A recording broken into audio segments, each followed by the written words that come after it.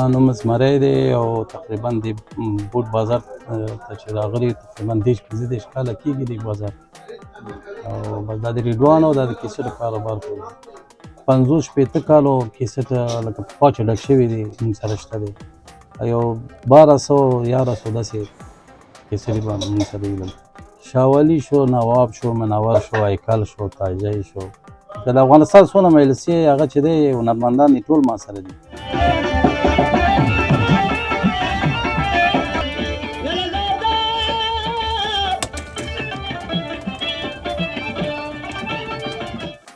بل ډېر خراب شو مکمل ودرېده نو داسې فکر وکړه چې بیخي ودرېده نو میاشتې یو 2-3 کسان که راشي نور څوک نه راځي نو مکمل ودرېدلی دی والا چې